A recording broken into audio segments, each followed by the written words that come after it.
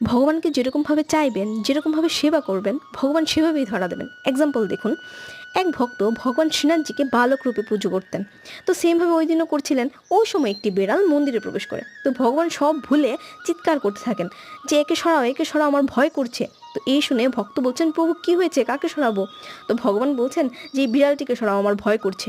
তো হঠাৎ ভক্তের মনে খেয়াল এসছে যে যিনি জগৎ স্বামী, ত্রিলোক স্বামী, যার সামনে দেব দেবতা সবাই নতমস্তক হয়, স্বয়ং মহাদেব নতমস্তক হয়, তিনি একটি বেড়ালকে ভয় পাচ্ছেন। তো ভক্তের এই মনোভাবে ভগবান মন্দির ছেড়ে চলে যাচ্ছেন।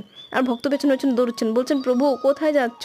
তো ভগবান বলছেন যে আমি তোমার কাছে কেন থাকি, কারণ তুমি আমাকে বালক রূপে সেবা করো। আর একটা ছোটো বাচ্চার তো কুকুর বেড়াল সব কিছুতেই ভয় লাগে, কিন্তু তোমার মনে এসছে যে আমি জগদীশ্বর ভগবান। তো ভগবান কোথায় থাকেন? বৈকুণ্ঠে। আমি চলে যাচ্ছি। তো ভক্ত বলছেন, যেও না ভগবান, প্লিজ যেও না প্রভু, তুমি এসো, আমি বেড়াল তাড়িয়ে দিচ্ছি, প্লিজ এসো।